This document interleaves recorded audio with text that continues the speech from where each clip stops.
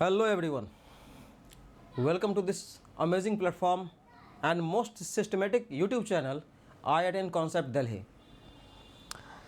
हम यहाँ पर आपके लिए बहुत सारी चीज़ें लेके आते हैं। रेगुलर क्लासेस हो रही हैं हमारी, हिस्ट्री की, पॉलिटी की, इकोनॉमिक्स की, एथिक्स की, इन्वायरमेंट साइंस की, CSAT की, और साथ ही हम उन मुद्दों को कवर करने की कोशिश करते हैं जो हाल फिलहाल न्यूज़ में रहे हैं। और ऐसा ही एक मुद्दा जो आपके एग्ज़ाम के लिए बहुत ही ज़रूरी है, और वो है एक मुद्दा आपका कि यूपी स्टेट ने एक फ़ैसला लिया।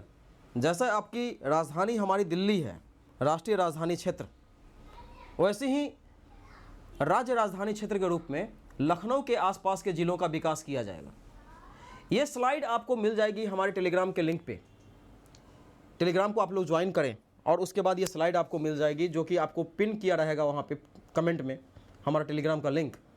तो ये पीपीटी आपको वहाँ पर मिलेगी, और इस पीपीटी में बहुत सारी ऐसी बातें हैं जो बहुत ज़रूरी हैं, जो आपको एग्ज़ाम के लिहाज से याद रखना है, उसको दिमाग में बिठा लेना है। तो आज हम उन्हीं मुद्दों पर बेसिक कवर करेंगे कि जो हमारे एग्जामिनेशन पॉइंट ऑफ व्यू से ज़रूरी है ना। हम उन मुद्दों को, उन खबरों को कवर करेंगे इस चैनल पे। कोशिश करेंगे कि वो चीज़ें लगातार होती रहें जो आपके एग्जामिनेशन पॉइंट ऑफ व्यू से कहीं ना कहीं बहुत ज़्यादा ज़रूरी हैं। ओके, तो आज इस क्लास को हम लोग शुरू करते हैं। उम्मीद करता हूं कि आपके पास पेपर और पेन होगा। उस पेपर पेन पे आप ज़रूरी चीज़ों को लिख रहे होंगे, और अदरवाइज़ आप हमारे टेलीग्राम से जुड़ के इस पीपीटी के अलावा, इस क्लास के अलावा बहुत सारी जो रेगुलर क्लास होती हैं उसका अपडेट, उसकी नोट्स, PDF, PPT, आप सब कुछ आपको मिल जाएगा। तो आप उस टेलीग्राम लिंक को ज्वाइन करिए। हमारे पास आपको देने के लिए बहुत कुछ है। हमारे YouTube चैनल पे आइए, शेयर करें, सब्सक्राइब करें, इसको लाइक करें, और हमें भी इनकरेज करें कि हम ऐसा कंटेंट आपके लिए लगातार लेके आते रहें। फ्यूचर IAS एस्पिरेंट, हम आपसे कुछ ऐसा नहीं मांग रहे हैं जो कि आपके अंडर कंट्रोल में ना हो। मैं बस आपसे समर्थन की उम्मीद रखता हूं, और उम्मीद करता हूं कि आप समर्थन करेंगे, क्योंकि यह क्लास YouTube पे है और 110% निःशुल्क है। और इसकी गुणवत्ता कैसी है वह आपको क्लास के बाद ही पता चलेगी। YouTube पे हमारे बहुत सारी क्लासेस अवेलेबल हैं, आप उसके थ्रू जाइए और देखिए कि हम कैसी क्वालिटी YouTube पे दे रहे हैं। ठीक है, तो शुरू करते हैं हम आज की क्लास। यहाँ पर शुरू में ही जिक्र हो चुका है कि लखनऊ के आसपास क्या क्या, कौन कौन सी ज़िलों को लिया जाएगा। तो वो जो ज़िले हैं हमारे, वो ज़िले हैं हमारे उन्नाव, हरदोई, रायबरेली, सीतापुर, बाराबंकी। आपको पता होगा कि दिल्ली NCR में अगल बगल के राज्यों से ज़िलों को लिया गया है, और आप दिल्ली में रहते हैं तो आपको ये पता भी होगा कि उन ज़िलों में क्या क्या बेनिफिट्स पहुँचे हैं, क्या क्या लाभ मिले हैं। तो जो सुविधाएं मिलती हैं वो आमतौर पर जुड़ी होती हैं हमारे इंफ्रास्ट्रक्चर से, हमारे आधारभूत ढांचे से। वहाँ पर आपको पब्लिक एमिनिटीज़ मिलती हैं, जन सुविधाएं मिलती हैं। वहाँ पर बढ़िया हॉस्पिटल मिलेगा आपको, बढ़िया स्कूल मिलेगा, मेट्रो की सुविधा होती है, सिटी ट्रांसपोर्ट सर्विस होती है, कम्युनिकेशन बेहतर हो जाता है। वहाँ पर इंडस्ट्रीज़ को इनकरेज किया जाता है, इलेक्ट्रिसिटी ज़्यादा मिलता है 24/7 अमूमन। और जब वहाँ पर इंडस्ट्री को इनकरेज किया जाता है तो उससे एम्प्लॉयमेंट जनरेशन का काम होता है, उससे मार्केट में मोबिलिटी आती है। मार्केट हमारा मोबाइल होता है, जिससे आपको पता होगा UPSC एस्पायरेंट होने के नाते कि जिससे हमारा ओवरऑल इकोनॉमिक ग्रोथ होता है। यानी कि किसी भी एरिया में जो अर्बनाइजेशन होता है या उसको अर्बन प्लानिंग के अंडर लेने के बाद उस इलाके के लोगों का जीवन स्तर, उस इलाके के लोगों का जो स्तर है जीने का, वो बेहतर हो जाता है। ठीक, तो ऐसा ही कुछ कॉन्सेप्ट है SCR का, जहाँ पर आपने हम शुरू में स्लाइड में ही देख लिया कि एक मास्टर प्लान बनेगा वहाँ पर डेवलपमेंट का। यानी कोई ना कोई एक प्राधिकरण, कोई अथॉरिटी बनेगी जो कि वहाँ पर उस पूरे प्लान को क्रियान्वित करेगी। तो जो एग्जामिनेशन पॉइंट ऑफ व्यू से बहुत ज़रूरी है वो हम लोग 1 by 1 डिस्कस करेंगे। शुरू करते हैं। क्या है स्टेट कैपिटल रीजन? सवाल से ही शुरू हुआ है PPT, तो इसको देखिए। उत्तर प्रदेश राज्य राजधानी क्षेत्र विधेयक के तहत एनसीआर की तर्ज पर स्टेट कैपिटल रीजन, इसका मतलब स्टेट, इसका मतलब क्या है, स्टेट कैपिटल रीजन का गठन किया जाएगा। ठीक है, इसमें लखनऊ और उसके पड़ोसी जिले जैसे उन्नाव, हरदोई, सीतापुर, रायबरेली और बाराबंकी को मिलाकर एससीआर का गठन होगा। यानी आपको ये वाला पोर्शन एग्जाम के लिहाज से बहुत ज़रूरी है, जो आपको याद रखना है। लखनऊ तो है ही, लखनऊ के साथ साथ आपको उन्नाव दिख रहा है, हरदोई दिख रहा है, सीतापुर, रायबरेली और बाराबंकी ज़िले आपको जो कि लखनऊ के आसपास है उनको मिलाया जाएगा। आगे स्लाइड में आपको दिखेगा कि इसमें कानपुर और कानपुर देहात को भी ऐड करने की बात चल रही थी, लेकिन इसका साइज़ बहुत ऑलरेडी बड़ा है, ऑलमोस्ट 27,000 स्क्वायर किलोमीटर का है, 27,000 स्क्वायर किलोमीटर का है। तो कानपुर और कानपुर देहात को इंक्लूड करने से ये और भी बड़ा हो जाता, इसलिए उस आइडिया को विड्रॉ कर दिया गया। ठीक है, अब देखो इससे बेनिफिट क्या होता है, जिससे इन जिलों का तेजी से विकास हो सकेगा। यहाँ के लोगों को एनसीआर की तर्ज पर सुविधाएं मिलेगी। मैंने शुरू में ही कहा कि पब्लिक फैसिलिटीज़, इंफ्रास्ट्रक्चर वगैरह डेवलप हो जाता है।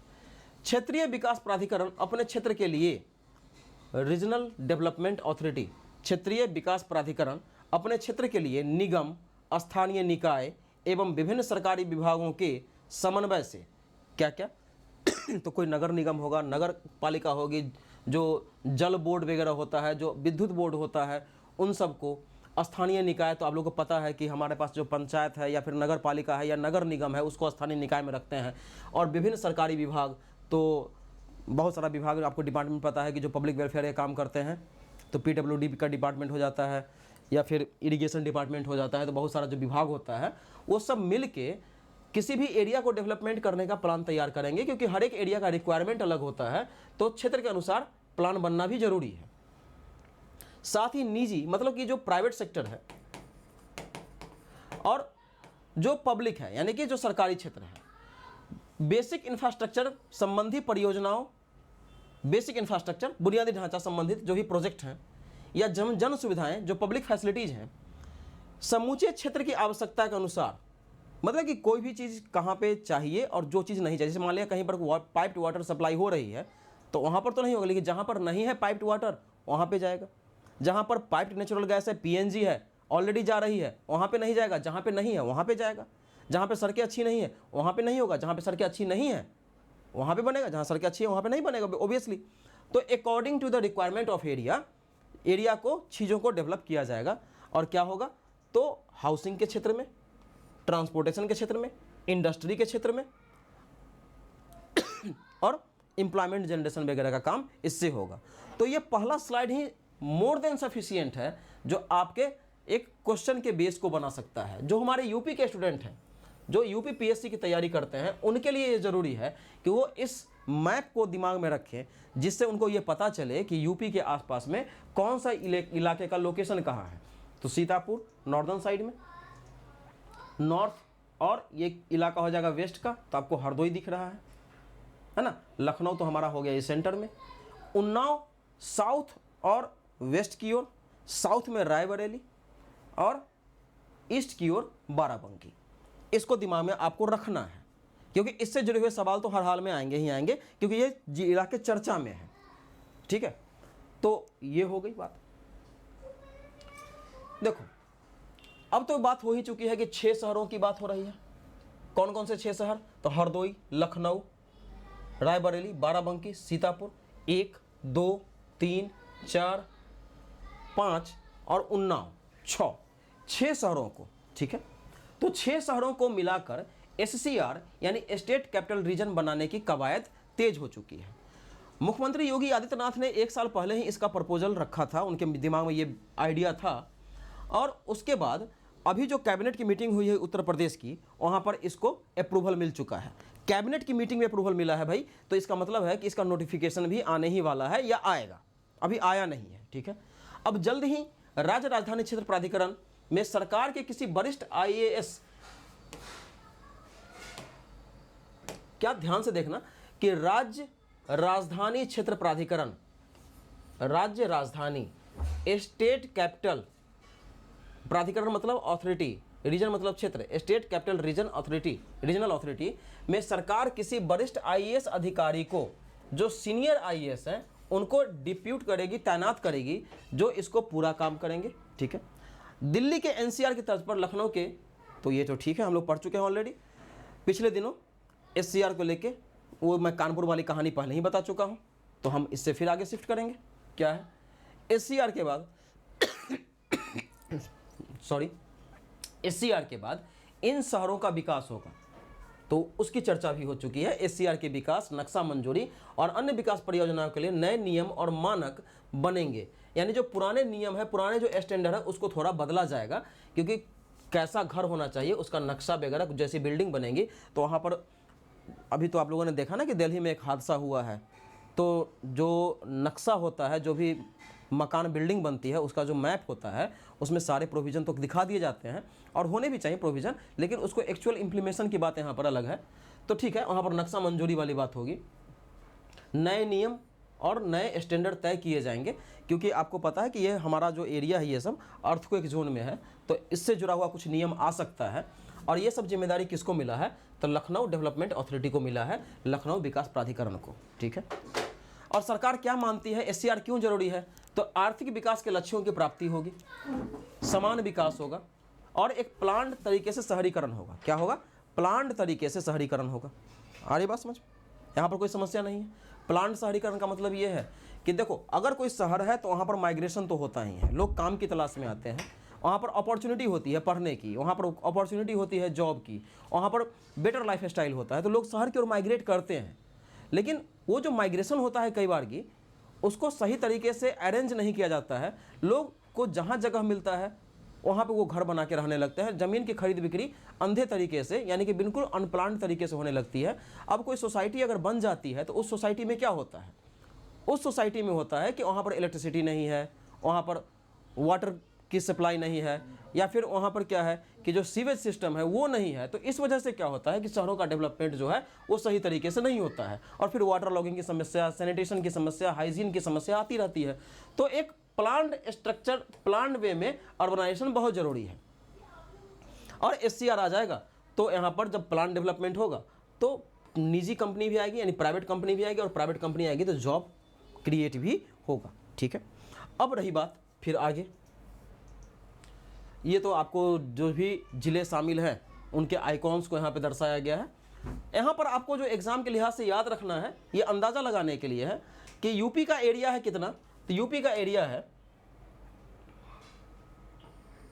2,43,286 स्क्वायर किलोमीटर, जबकि ये जो एससीआर बन रहा है इसका टोटल एरिया होगा 27,826 स्क्वायर किलोमीटर। तो ऑलमोस्ट मोर देन 10% ये एससीआर कवर कर रहा है। तो आप अंदाज़ा लगाइए कि बहुत बड़ा इलाका है ऑलरेडी। पॉपुलेशन यहाँ पर देख सकते हैं, ये इतना आपको याद नहीं करना है, बस इतना याद रखना है कि अंदाज़ा आपको रहे कि भाई कितनी आबादी और कितनी जनसंख्या है।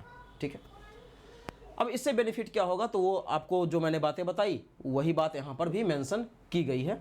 देन हम लोग मूव करेंगे कि जो इंफ्रास्ट्रक्चर वगैरह है उसको क्या होगा कि वहाँ पर डेवलपमेंट का काम होगा, वो आगे बढ़ेगा। तो यहाँ पर क्या हो सकता है इंफ्रास्ट्रक्चर में, आवास है, अवसंरचना है, यातायात है, उद्योग है, इत्यादि क्षेत्रों में रोजगार सृजन होगा, और गुणवत्तापूर्ण बुनियादी ढांचा यानी कि क्वालिटी इंफ्रास्ट्रक्चर की बात वहाँ पर हो रही है। ठीक है। जो ज़रूरी बात है, आगे हम लोग और बढ़ें तो आपको क्या दिखेगा कि जो सीएम होंगे वो उस राज्य राजधानी क्षेत्र विकास प्राधिकरण, ठीक है, उसके चेयरमैन होंगे। कौन होंगे? चेयरमैन। कौन होंगे? तो सीएम होंगे एक्स ऑफिशियो। ये आपको हर हाल में याद रखना है। एंड देन मुख्य सचिव जो स्टेट के चीफ सेक्रेटरी होते हैं, और अलग अलग विभागों के अपर मुख्य सचिव, सेक्रेटरी, ये सब जो हैं इंपॉर्टेंट डिपार्टमेंट के, वो उस प्राधिकरण के, राज्य राजधानी क्षेत्र विकास प्राधिकरण के क्या होंगे? मेंबर होंगे। और जितने भी 6 जिलों को शामिल किया गया है उसके डीएम, और उस इलाके में जो डेवलपमेंट अथॉरिटी है उसके जो वाइस चेयरमैन है वो भी उसके मेंबर होंगे। 2 जो यूनिक बात है यहाँ पर, government of India and defence ministry, government of India and defence ministry अपने एक रिप्रेजेंटेटिव होगा ऑफिसर को भी भेजेगा रिप्रेजेंट करने के लिए। और SCR प्राधिकरण, स्टेट कैपिटल रीजन प्राधिकरण का जो सेक्रेटरी का पोस्ट है वो डिविजनल कमिश्नर लखनऊ के पास रहेगा, ये भी एक्स ऑफिसियो हो गया। तो ये 2 बातें आप याद रखेंगे। ओवरऑल SCR का, स्टेट कैपिटल रीजन का जो स्ट्रक्चर होगा वो यहाँ पर आपको दिया गया है, तो इसको दिमाग में आप बिठा लेंगे, आपके एग्जामिनेशन पॉइंट ऑफ व्यू से बहुत ही ज़्यादा ज़रूरी है। ओके, आगे अब ये बातें हमारे लिए उतनी ज़रूरी नहीं है कि कौन सा आर्टिकल, कौन सा पारा, कौन सा धारा, ये हमें याद नहीं करना है, ठीक है। अब ये जो आया था उसका सर्कुलर, उसका है SCR की ज़रूरत क्यों है। तो आप देखिएगा कि आसपास के जिलों में भी जनसंख्या का दबाव बढ़ रहा है और कई बार अनियोजित विकास की शिकायतें भी मिलती हैं। ऐसे में भविष्य की आवश्यकताओं को देखते हुए राष्ट्रीय राजधानी क्षेत्र NCR की तर्ज पर उत्तर प्रदेश में राज्य राजधानी क्षेत्र का गठन किया जाना चाहिए। CM योगी ने कहा कि सभी आयामों पर अध्ययन और विमर्श करते हुए यथाशीघ्र विस्तृत कार्य योजना प्रस्तुत की जाएगी। यानी कि इसका जो फर्दर प्लानिंग है वो डिटेल्ड स्टडी के बाद आएगा, अभी वो डिटेल्ड स्टडी नहीं हुई है, ठीक है। लखनऊ विकास प्राधिकरण के सचिव पवन गंगवार ने कहा, ये नाम आप नोट कर सकते हैं क्योंकि अगर स्टेट PCS का एग्जाम हो तो ऐसे सवाल आ जाते हैं, क्योंकि अगर ये चर्चा में है तो इनका नाम आ सकता है। ने कहा कि स्टेट कैपिटल रीजन लखनऊ जो कि बनेगा, इसका बृहद दायरा हो सकता है। एक इंटीग्रेटेड प्लानिंग को देखते हुए SCR बनेगा। LDL भी, लखनऊ डेवलपमेंट अथॉरिटी, LDA मतलब लखनऊ डेवलपमेंट अथॉरिटी भी उसका एक पार्ट होगा। बृहद स्वरूप के अनुसार इंटीग्रेटेड प्लानिंग होगी। तो ये इनका बात, बस ये याद रखना कि लखनऊ विकास प्राधिकरण के सेक्रेटरी एग्जिस्टिंग अभी कौन है, तो पवन गंगवार है, ठीक है। एग्जिस्टिंग सेक्रेटरी कौन है, तो पवन गंगवार है। ये एग्जाम के लिहाज से ये जरूरी है। देन वो फिर से वही बातें जो कि हम लोग करते आ रहे हैं। हाँ, एक ये वैलिड पॉइंट हो सकता है NCR के साथ तुलना।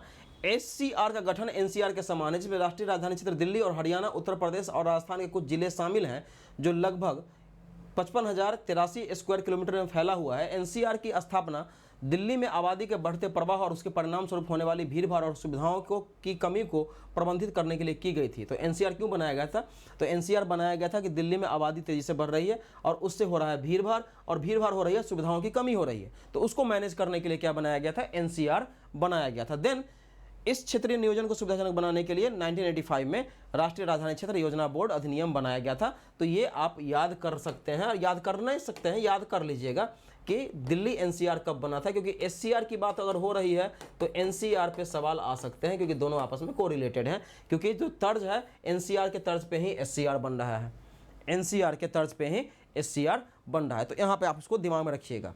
क्वेश्चन को, करंट अफेयर का क्वेश्चन ऐसे ही नहीं आता है, कुछ भी उसके पीछे कोई ना कोई रीजन होते हैं। तो ये चर्चा में है तो NCR से सवाल आ सकते हैं। NCR में कौन कौन से राज्यों के कौन कौन से जिले हैं वो थोड़ा दिमाग में रखना। जैसे कि अगर यूपी के बच्चे एग्जाम देंगे तो यूपी का कौन कौन सा जिला NCR में शामिल है, ये दिमाग में हमेशा रखिएगा। वैसे ही राजस्थान के बच्चे या फिर और भी जो बच्चे हैं वो एग्जाम देंगे तो कम से कम अपने अपने इलाके को दिमाग में रखना, ये एग्जाम में आ सकता है, ठीक है। अब क्या चलेगा, तो सिटी बस चलेगी, मेट्रो चलेगा, विधेयक का महत्वपूर्ण प्रावधान क्या है, ये एरिया है, ये सब हम लोग ऑलरेडी डिस्कस कर चुके हैं। देन यहाँ पर देख लेंगे तो हमारे लिए सिग्निफिकेंट नहीं है, वो हम लोग पहुँच जाएंगे, आप लोगों को PPT मिल जाएगा। एक है नजूल संपत्ति विधेयक, ये भी चर्चा में रहा है अभी। नजूल संपत्ति किसको बोलते हैं, तो ब्रिटिश गवर्नमेंट ने स्थानीय राजाओं की और फिर जमींदारों की या हमारे फ्रीडम फाइटर की प्रॉपर्टीज को सीज कर लिया था। स्थानीय राजा किस लिए सीज किया कि अगर उस टाइम पर लगान वगैरह नहीं दे पाते हैं तो उसको सीज कर लिया गया। तो जब हमारा देश आज़ाद हुआ तो इन लोगों को अपने क्लेम को कहा गया कि आप इसको सेटल कर लो, राजा को कहा गया या फिर फ्रीडम फाइटर के फैमिली को कहा गया, किसी को भी कहा गया। तो उनके पास जो एप्रोप्रिएट पेपर होना चाहिए, उचित डॉक्यूमेंट होना चाहिए, इस वजह से ये क्लेम सेटल नहीं हुआ। जब वो क्लेम सेटल नहीं हुआ तो वो प्रॉपर्टी किसके पास आ गई है, तो वो प्रॉपर्टी है सरकार के पास। लेकिन सरकार जो है उसका होल्ड बहुत लोगों को मिला हुआ था और उस पर बहुत सारे घर और मकान बने हुए थे, ठीक है। लेकिन अब सरकार ने वो निर्णय किया है कि वो सरकार की प्रॉपर्टी है और सरकार उसका पब्लिक यूज ही करेगी। यानी सार्वजनिक क्षेत्र में पार्क बनाना हो, सड़कें बनानी हो, तालाब वगैरह बनाना हो, तो वो उसमें हॉस्पिटल बनाना हो, वो इस्तेमाल होगा। जिन लोगों को भी पट्टे दिए गए थे रहने के लिए, वो लीज वगैरह ग्रांट किया गया था, वो अब नहीं मिलेगा लोगों को, लोगों से ले लिया जाएगा। तो यूपी में इस पर भी बवाल है। और अभी जो हाल की खबर ये है कि यूपी विधानसभा में तो विधानसभा से तो पारित हो गई, लेकिन विधान परिषद में यह मामला जाके फंस चुका है। ठीक है, तो वो तो बाद की बात है, जो होगा सो होगा। क्या हुआ है, तो वही नजुल संपत्ति विधेयक 2024 के तहत सरकार ने नजुल भूमि को संरक्षित करते हुए इस भूमि को निजी व्यक्तियों संस्थाओं के पक्ष में पूर्ण स्वामित्व के रूप में घोषित करने के बजाय इसका उपयोग केवल निजी व्यक्तियों और संस्थाओं के पक्ष में पूर्ण स्वामित्व के रूप में घोषित करने के बजाय, यानी इस पब्लिक के बजाय उन्होंने केवल और केवल सार्वजनिक उपयोगिता के लिए किए जाने का निश्चय किया है। ठीक है, अब किसने पेश किया, तो सुरेश खन्ना ने पेश किया है इसको। विधेयक की खास बातें क्या है, पारित विधेयक के मुताबिक नजुल भूमि के पूर्ण स्वामित्व परिवर्तन संबंधी किसी भी न्यायालय की कार्रवाई या प्राधिकारी के समक्ष आवेदन निरस्त हो जाएंगे और अस्वीकृत समझे जाएंगे। यानी नजुल भूमि को कन्वर्जन के लिए जो भी आप लोगों ने या किसी ने भी अगर कोई आवेदन किया हुआ है किसी भी अथॉरिटी के सामने या कोर्ट के सामने, तो वो ऑटोमेटिक कैंसिल हो जाएगा। अब यहाँ पर अगर मुझे ऐसा लगता है कि अगर न्यायालय की बात यहाँ पर की गई है तो शायद यहाँ पर कोई मसला कोर्ट का भी आएगा भविष्य में, क्योंकि न्यायालय के सामने अगर कोई एप्लीकेशन गया है तो बिना कोर्ट के ऑर्डर के वो किसी भी एग्जीक्यूटिव ऑर्डर से या फिर लेजिस्लेचर के ऑर्डर से वो कैंसिल नहीं होता है। ठीक है, तो कोर्ट का मसला यहाँ पे आ सकता है। दूसरा, यदि इस संबंध में कोई धनराशि जमा की गई है तो ऐसे जमा किए जाने की तारीख से उसे भारतीय स्टेट बैंक की marginal cost of fund based lending rate MCLR की ब्याज दर पर कैलकुलेट करते हुए धनराशि वापस कर दी जाएगी। तो बेसिक सी बात यहाँ पर है कि अगर इसके लिए कोई पैसा वैसा जमा किया गया है तो स्टेट बैंक उस पर जो है ब्याज देके उसको वापस कर देगा। नजुल भूमि के ऐसे पट्टाधारक जिनका पट्टा अभी भी चालू है और नियमित रूप से पट्टा किराया जमा कर रहे हैं और पट्टे की किसी भी शर्त का उल्लंघन नहीं किया है, के पट्टों को सरकार या तो ऐसी शर्तों पर जैसा सरकार समय समय पर निर्धारित करती है जारी रख सकती है या ऐसे पट्टों का निर्धारण कर सकती है। यानी कि जो नजुल भूमि के होल्डर हैं जिनको होल्ड दिया गया, अगर वो सारे टर्म एंड कंडीशन को मान रहे हैं, सारे रेंट समय पे दे रहे हैं, तो सरकार अपनी टर्म एंड कंडीशन पे उसको कंटिन्यू कर सकती है ना। उसको ऐसा नहीं कहेगा उनसे ले लिया जाएगा, उनको कंटिन्यू किया जा सकता है। पट्टा अवधि की समाप्ति के बाद ऐसी भूमि समस्त विलंगमों से मुक्त होकर स्वतः राज्य सरकार में निहित हो जाएगी। लेकिन पट्टा कंटिन्यू है, लेकिन जब पट्टा का जो ड्यूरेशन है अगर वो ड्यूरेशन खत्म हो गया तो फिर उसका रिन्यूअल नहीं होगा। कहने का मतलब क्या है, उसका रिन्यूअल नहीं होगा, वो सरकार के पास ऑटोमेटिक चली जाएगी और उसका प्रयोग कहाँ होगा, तो सार्वजनिक इकाइयों के लिए ही किया जाएगा। ठीक है, तो ये सारी बातों को आपको नोट करना है, जो जरूरी बातें हैं वो सारी बातें आपको कवर करा दी गई हैं। तो उम्मीद करता हूं कि ये वीडियो आपके लिए बहुत ही यूज़फुल होगा। आप हमारे, जैसे मैंने शुरू में ही कहा, कि हमारे सेशन को लाइक, सब्सक्राइब, शेयर करें, हमें इनकरेज करें और ऐसी वीडियो हम आपके लिए बार बार लेके आते रहें। तो thank you very much guys.